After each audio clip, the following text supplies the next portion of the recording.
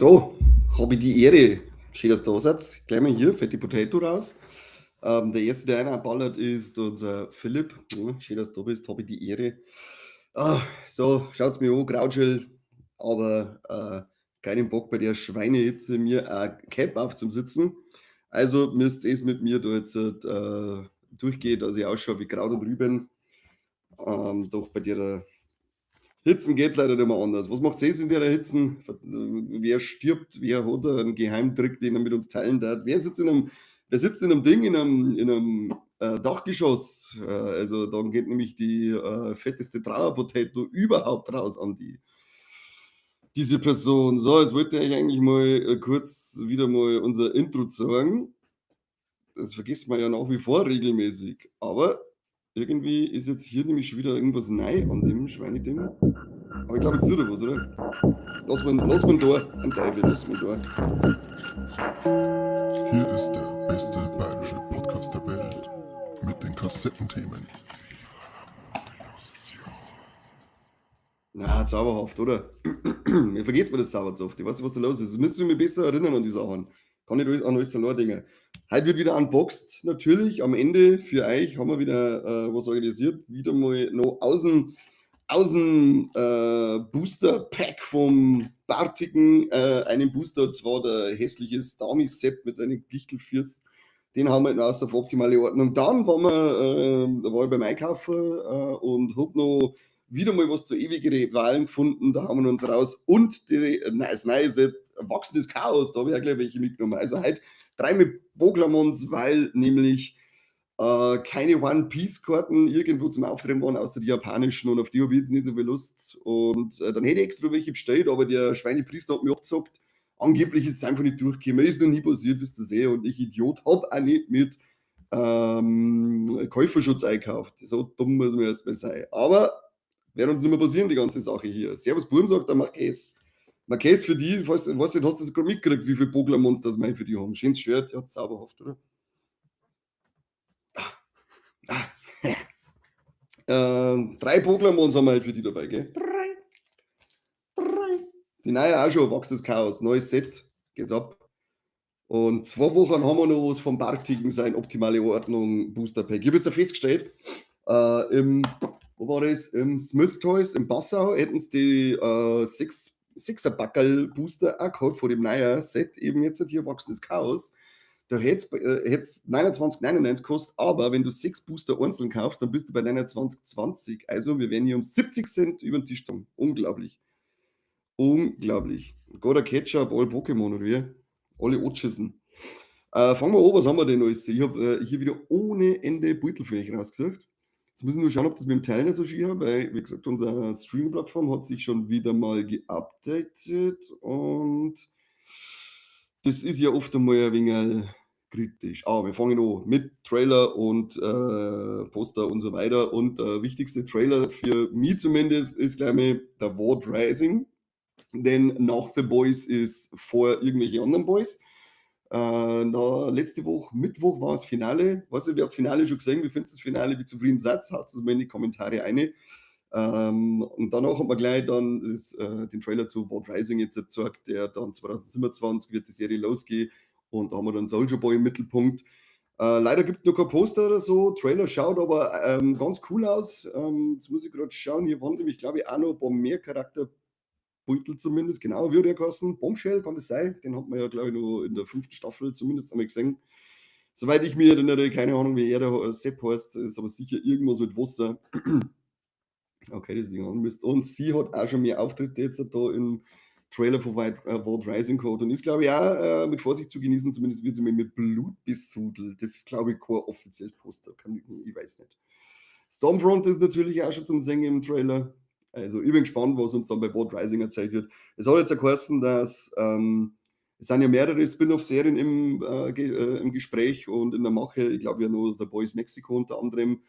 Kein Gen V3 bisher, auch nichts, dass sie irgendwie zurückkehrt, die Serie, aber es ist nicht ausgeschlossen, dass manche Figuren von Gen V in kommende Spin-offs wieder aufgreifen und dort und die Geschichten fertig jetzt sein. War eigentlich ganz cool, weil wie verschwendet ist eigentlich Gen V gewesen? Erstens mal finde ich, Gen V war eine coole Serie mit saucoole Figuren, mit coole Helden Kräfte und so weiter. Und dann sind's einfach was machen sie? 'N Haufen Leute auf Kanada rumgefahren. Das ist alles für das für das da waren die Gen V-Leute. Also, die keine Ahnung, warum er da wirklich überhaupt nichts anderes dann noch draus gemacht hat. Ja, aber who am I?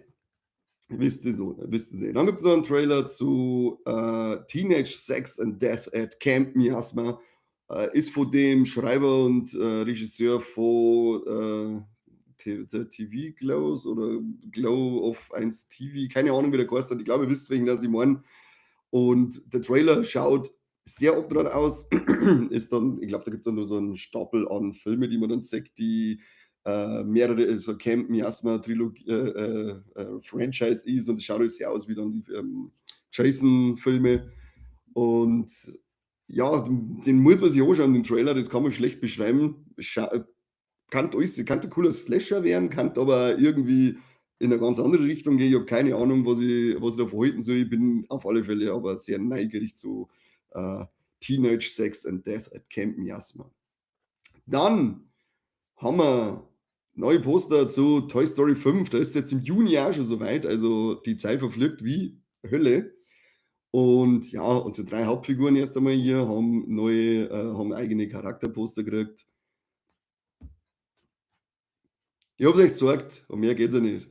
Voll cooler sind auf alle Fälle, die neuen Poster zu Resident Evil von Zack Cregger. Da haben sie 2 neue rausgehauen. Die dankt man ziemlich, wenn man sich da im Hintergrund sieht, hier überall die, Schweinslöffel umeinander stehen schon mal. Was mir aber besser gefällt, ist das zweite Poster, und zwar dieses hier.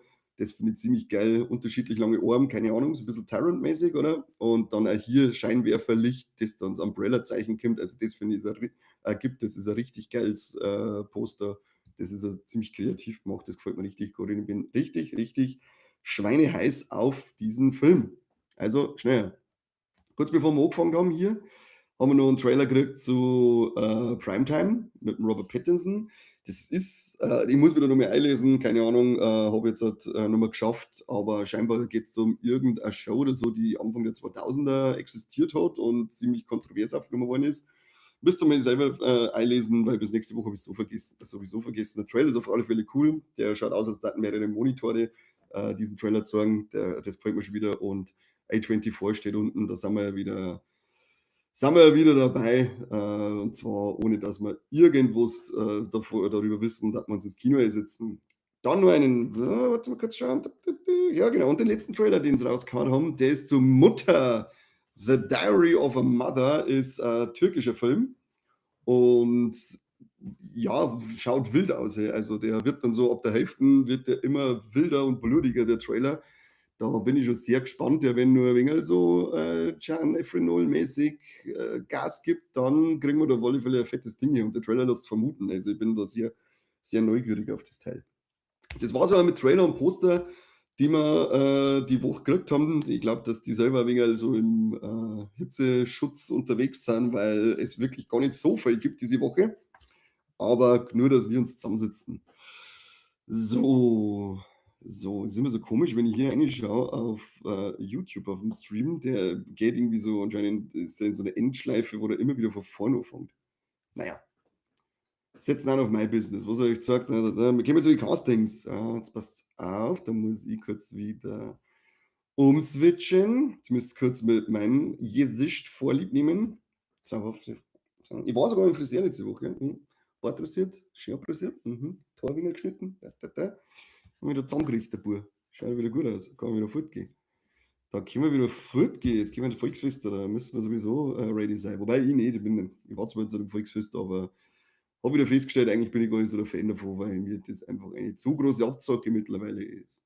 So, Casting, Mobland. Angeblich ist ja, die 3. Staffel schon so gut wie sicher. Sie hat noch kein grünes Licht gekriegt, aber sie soll, kommen, wo's aber dann ohne Tom Hardy passieren wird, wie aktuell der Stand ist. Da ist jetzt eine Meldung rausgekommen die Woche, dass Tom Hardy, gekündigt wurde sogar. Also nicht mal, selber gegangen ist, sondern gekündigt, weil der musste schon mit mit 2 Produzenten da recht gekriegt haben oder direkt mit mehreren aus dem Studio. Dann, als es um 'n Trailer gegangen ist für die zweite Staffel, wo sie da noch irgendwas dran wollten, ist anscheinend haben der Pierce Brosnan und Helen Mirren stundenlang auf ihn warten müssen, weil er aus seinem Kammer nicht raus ist, der Teufel. Ja, und jetzt also, es ist anscheinend nix offiziell, aber, sollte die wahrscheinliche dritte Staffel kämen, dann ist es wahrscheinlich, dass sie ohne Tom Hardy passieren wird. Man wartet aber nur auf offizielle Bestätigungen. Was jetzt da der Neverave? Du schaust fast wieder aus wie der Mensch. Hey, habe ich der gesagt. Ich bin, weißt ich sage letztes Mal noch, dass, unseren hübschesten Hörer hier treffen und dann darf ich mich so blöd anreden lassen. Das ist der Dank für euch, Zipfel. Unglaublich. Mach ich schon wieder nicht mehr. Bin schon wieder aus. Schalte mal aus. Mach ich nicht mehr. Dann haben wir wieder ein Casting für die 13. Staffel American Horror Story und zwar den John Carroll Lynch, der kommt zurück als Twisty der Clown. Ich hoffe, er hat diesmal mehr zum tun. Das ist nämlich irgendwie ganz, ganz bizarr, weil er ist wirklich so, oder ich finde, das ist so ein so richtig geiler Horrorclown, der in meinen Augen auch richtig Potenzial hätte, dass man auf den mehr aufbaut. Aber irgendwie hat er nicht wirklich was zum tun. Mal schauen, was in Staffel 13 abgeht. American Horror Story mit dem Twisted, dem Clown, ob er endlich mal was zum Tor kriegt. So, also brauche ich quasi gar nicht erst mit Mobland anfangen. Ja, wartet halt erst einmal, da wissen wir noch nicht. Wie gesagt, es sind noch keine Bestätigungen da, sind jetzt erst mal so ein paar Meldungen gewesen, die rundum gegangen sind. Wort auf offiziellen Bestätigungen, dann kann es ja natürlich auch sein, dass sein Charakter halt einfach stirbt. Deswegen deswegen kann ja die Serie trotzdem gut weitergehen. Ich kann die erste Staffel auf alle Fälle empfehlen, die war hervorragend. Die hat mir wirklich sehr gut gefallen. Geiler Gangster-Shit mal wieder. Wegen wir.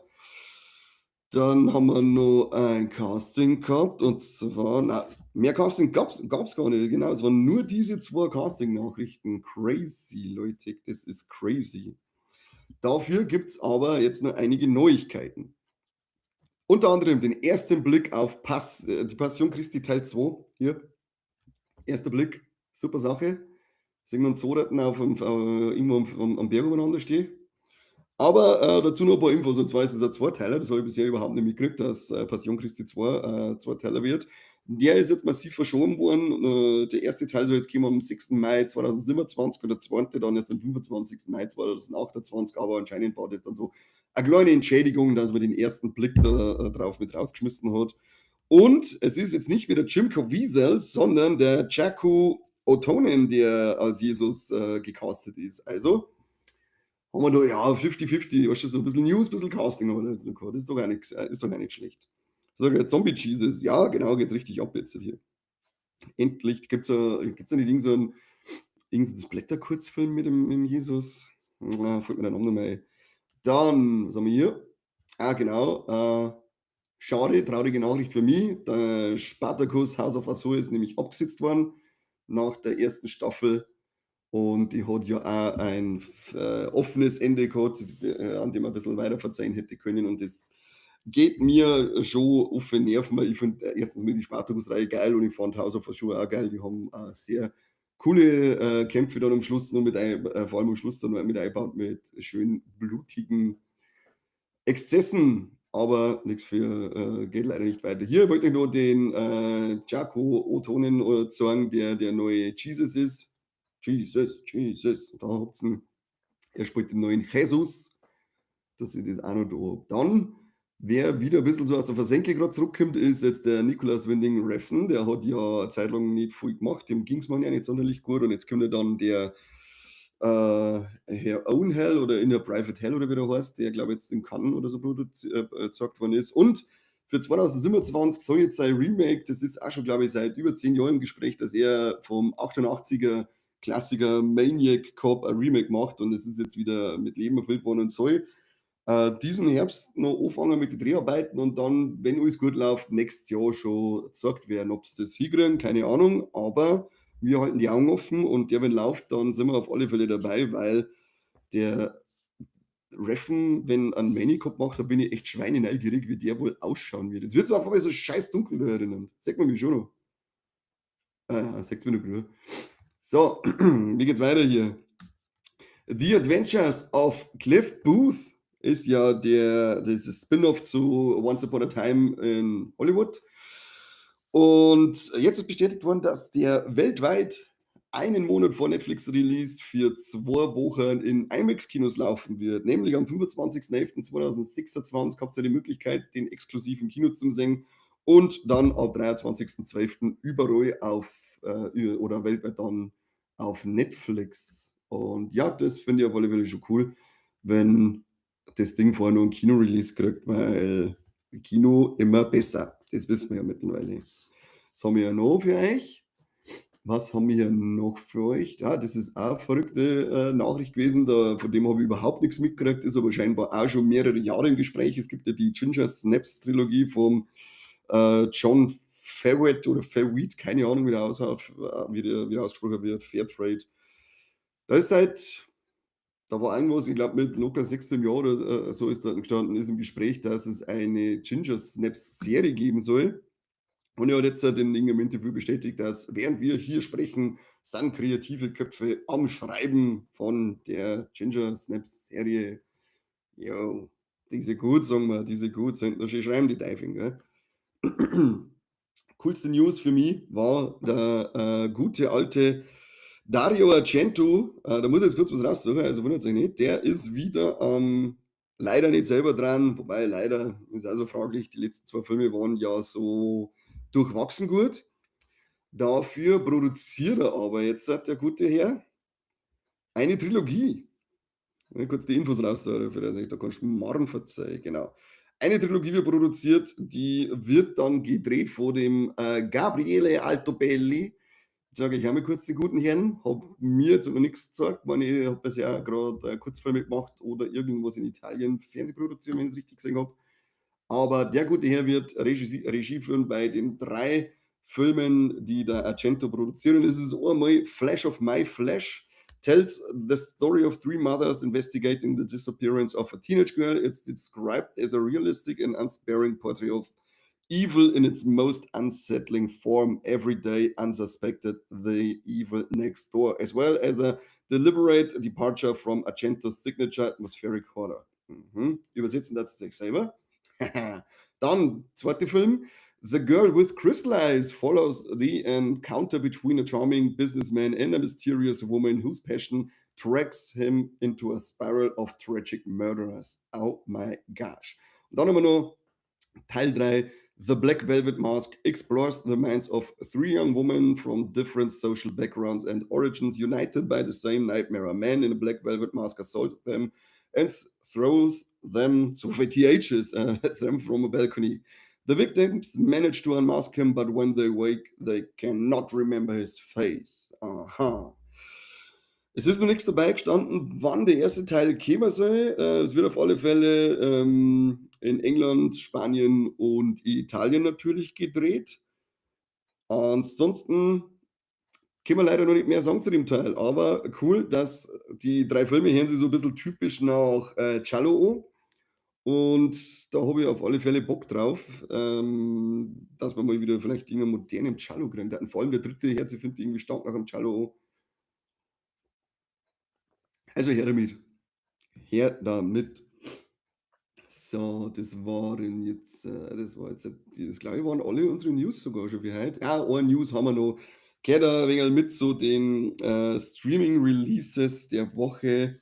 Das können wir dann gleich mal schnell kombinieren. Nämlich Rick und Morty Staffel 9 muss ja die Woche, ja stimmt, da steht es 25. Mai, auf HBO Max losgehen. Und gleichzeitig ist auch ein Rick und Morty Film in Arbeit, nämlich vom Regisseur Jacob Hare.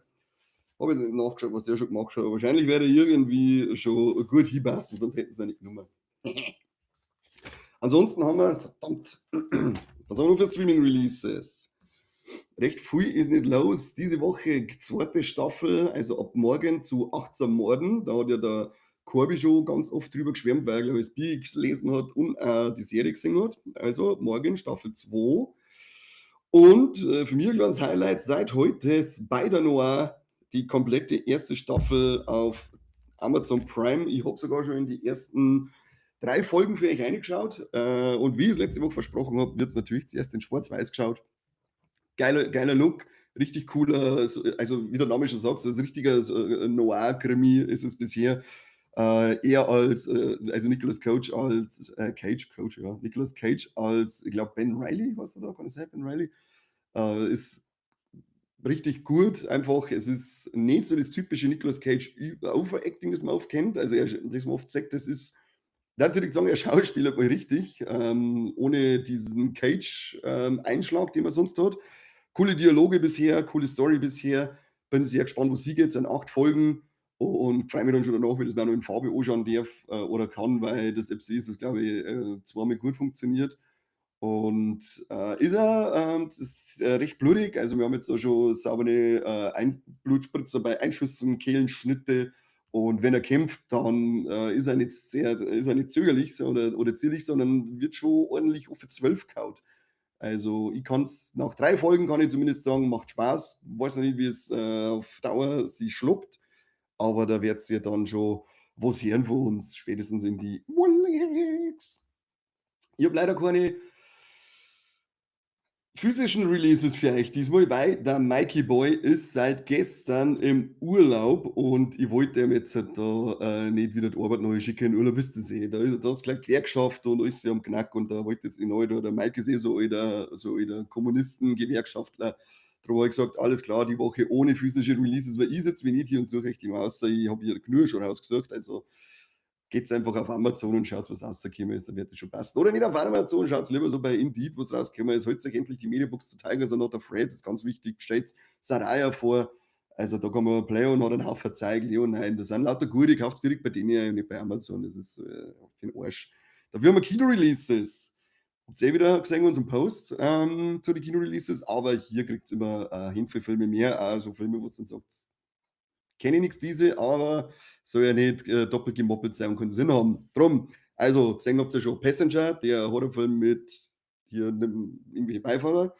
Verflucht normal, Solo Mio, Ticket ins Leben und dann noch Tod meiner Jugend. Keine Ahnung, um was bei denen geht, ich habe nicht weiter nachgeschaut. Das ist euch überlassen, aber geht's auf alle Fälle ins Kino und wenn's von denen nichts wird, dann schaut euch Mando an, den kann ich nur empfehlen. Ich glaube, der Never Raven kann er auch empfehlen, der war mit dem Kino und hat man seinen Spaß gehabt.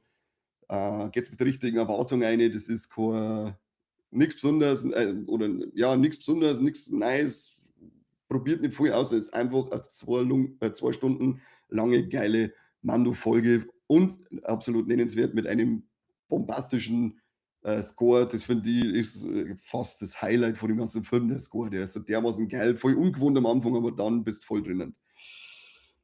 Mord die Gaudi war's, alles was du sagst. So ist gut, so mag ich das. So, Streaming-Charts der Woche. Was haben wir? Platz 10, Running Point, die zweite Staffel auf Netflix. Dann haben wir die erste Staffel Netflix Lord of the Flies auf Platz 9. Your Friends and Neighbors, die zweite Staffel, Apple TV, Platz 8. Platz 7 ist Funny AF, darf man ja aussprechen. Und wir schauen ja drauf, dass wir hier keine schlimmen Wörter sagen. With Kevin Hart. Oh mein Gott, Kevin Hart sollte man dann auch nicht aussprechen, wenn man keine schlimmen Sachen sagt. Die erste Staffel auf Netflix, Platz 6. The Boys, Staffel 5, Prime Video. Ist nur einen Platz gesunken, sehr schön. Schaut ein bisschen mehr an, dass wieder aufgerutscht, das Ding. Vielleicht sagen sie dann, hey, das Finale ist so eingeschlagen, jetzt haben wir nur Budget übrig und machen wir Gen V Staffel 3, damit die Geschichte von denen fertig erzählt wird. Prime Video dann noch mehr auf Platz 5 mit Citadel, die zweite Staffel. Netflix Platz 4, Worst Ex Ever, die zweite Staffel. Und die Top 3 sind Netflix mit der ersten Staffel Man on Fire. Peacock mit MIA, Mia, gestimmt, die erste Staffel auf Platz 2. Und dann haben wir noch das Netflix Special zu The Roast of Kevin Hart auf Platz 1. Übrigens, ich habe endlich nachgeschaut, wo Peacock so läuft. Und scheinbar ist Peacock bisher, ob sie das überwiegend bei Wow wiedergeben wird. Und irgendeine Serie haben wir vor einer Zeit gehabt, wo wir gesagt haben, wo werden die dann mal laufen? Das war letzte Woche. Ich weiß nicht mehr, welche das ich gesagt habe. Aber zumindest so wissen wir jetzt alle, dass wir Peacock auf Wow schauen können. Streaming, Schatz.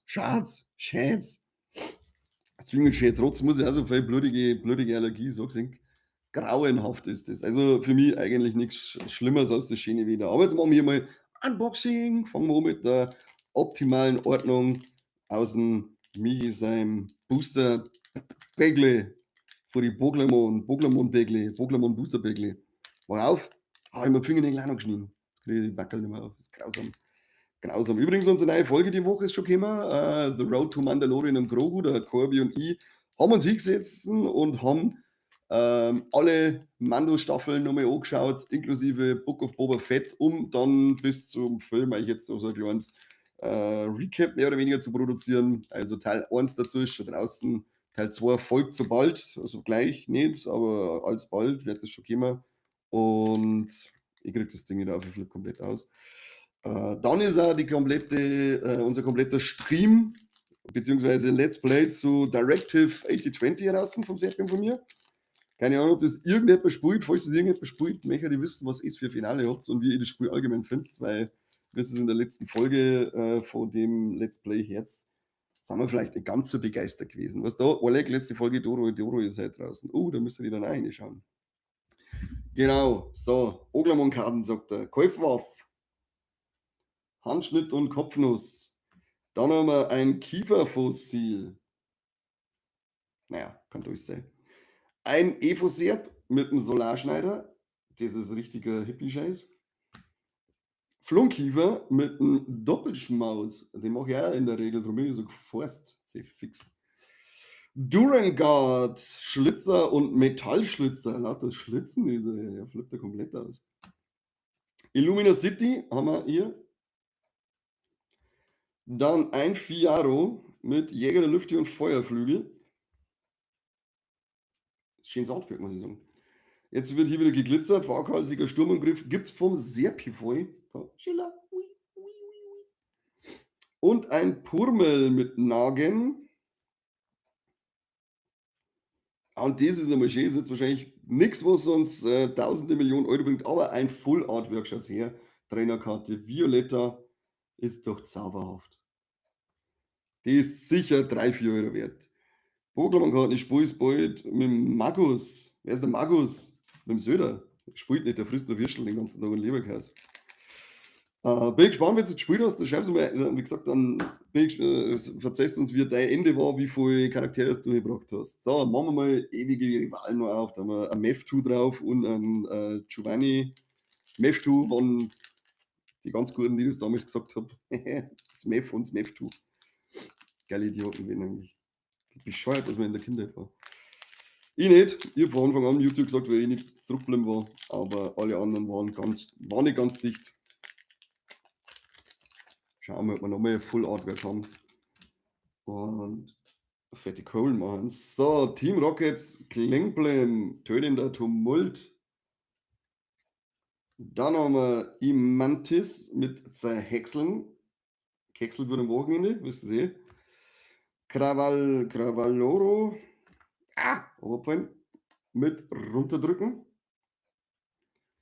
Cynthias Roselia, Stachelstich, übrigens, weil Cynthia gerade sagt, Rosarade als Full Artwork 15 Euro wert. Also hier, ich war schon wieder kurz vor dem Urlaub von. Misty Senton. Was kann das? Zerfahrener Sprung und ein Wassersprüher. Gibt es auch schönes Full Artwork dazu. Team Rockets Energie. Der Magos spielt bloß Stadtrekarden. Das stimmt. Dann haben wir Team Rockets Porygon Z mit R-Befehl und Rekonfigurieren. Star Wars-Karten. Von welchem Magus redest du? Was redest du überhaupt? Stadtrek. Achso, du bist jetzt gar nicht der Neverraven. Ja. Knilz mit Rolltackle, irgendwann der Neverraven schreibt vom Magus. Und wir kennen tatsächlich einen Magus, der wirklich nur die Star Wars-Karten spielt. Aber er spielt Star Trek jetzt. Ich bin verwirrt. Electric mit dem Elektroschuss. Piu, piu. Und Team Rockets, wo ihn genau mit Rocketspiegel und abrupter Kopfstoß. Leider kein Full Artwork mehr hier drinnen. Das ist sehr bitter. Schauen wir mal, was im ersten Booster Pack zu wachsendes Chaos drinnen ist. Ich habe tatsächlich auch noch keinen aufgemacht. Ich war ich glaube, letzte Woche Freitag beim Einkaufen und habe noch keins aufgemacht, habe es rein für euch aufgekommen. Da schauen wir jetzt mal ein. Smith Toys ist ja ziemlich gut unterwegs. Der hat da nämlich Beschränkungen fürs Einkaufen. Also ich glaube maximal 5 Booster pro Person, maximal so ein 6er Booster, maximal so ein Trainer Pack und so. Also da ist nichts mit Galperpimmel die ganzen Lon-Lager aufhören. Ich werde mir das Directive-Spiel bei euch anschauen, selber kaufen, zum weiß nicht, so aus dem Print, dass die ganzen Charaktere so unwichtig ausschauen. Und eine Spende gibt es auch noch, vielen Dank. Vielen Dank, Philippe. Und ja, war jetzt, also, wir haben da, ich glaube, der Seppi hat noch irgendwo einen Test gelesen und die haben das, keine Ahnung, die haben scheinbar anders gespielt. Ich fand das auch alles nicht so toll. Das war alles nicht so toll, was da war und die Geschichte war, da ist viel Potenzial verschenkt worden. So, Kokuna, Exoskelett und herunterhängen. Dann haben wir ein Vati mit Unterbrechen. Ich glaube, dieser Outfit kommt ja schon mal in irgendeinem anderen Set 1 zu 1 drin gehabt. Froxy, Sammeln und Aquaknarre. Vulpix mit Versenkung. Was sind eigentlich so scheiß Schweinsattacken ohne irgendeinen Schon dahinter? Hasse. Egal wo ich spiele, Attacken ohne Schaden werden nicht benutzt, die werden einfach wegbockt. AZ Gelassenheit. Was sagt der Toys R Us fehlt wegen. Ja, ich glaube, der Smith Toys ist der Toys R Us von früher, kann es sein. Skuntank mit Rückwärtskick und abdrehender Schmetterer. Metacross mit Zurückprallen und Metallhammer. Zumindest habe ich mich gefühlt in dem Smith-Laden wie damals im Toys R Us, das war schon cool. Schneidige Flosse gibt's vom Remo-Ride. Los. Schiller, Schiller. Dann haben wir eine Energiekarte, Nitro, Energie, Feuer, keine Ahnung, was das bringen soll, aber hier auch voll am Schillern. Und dann haben wir noch Mega Galagladi EX mit stürmischen Flitzern. Wunderbare Klinge. Die ist ja zauberhaft, oder? Gleich im ersten Booster so eine wunderschöne Karte drin haben. Das kann ja nur heißen, dass wir da jetzt in Zukunft mit wachsendem Chaos die richtigen Kohlen scheffeln. So, das war's, Leute. Jetzt müssen wir aufhören, weil ich schwitze schon wieder wie ein sauber Metzger. Ich sage danke an alle, die da jetzt zugeschaut haben. Bei der Hitze, die da hier sitzen und den Käse anschauen. Schreibt ein bisschen was in die Kommentare rein, das ist immer gut, was zu sehen, müssen wir einen Algorithmus pushen und so. Schreibt ein wenig rein, was ist euer liebste News der Woche gewesen, das ihr bis jetzt überhaupt gelesen habt. Vielleicht irgendwas, das ich gar nicht dabei gehabt habe. Bin immer froh, wenn ich auch noch Infos von anderen Leuten reinkriegt, was die so mitgekriegt haben. Bitte mit Quelle, nicht irgendein Bullshit, wie der Corby oft schreibt. Ja. Ansonsten danke natürlich für die edle Spende wieder vom Filippo. Da gibt es Küsschen auf die Nüsschen. Wir ist jetzt eigentlich auch unser Road to Mandalorian und Grogu Teil 1. Schaut euch unser Let's Play zu Directive 8020 an. Und ansonsten Steady-Abos, wisst ihr sehr, überall abonnieren, teilen und so weiter. Wir wollen ja die 3000 voll kriegen, damit wir dann einmal ein User-Grill-Festival machen können. Und so geht das nicht, Leute. Dann schönen guten Abend noch. Macht es gut. Küsschen auf eure Nüsschen nochmal. Miep, miep.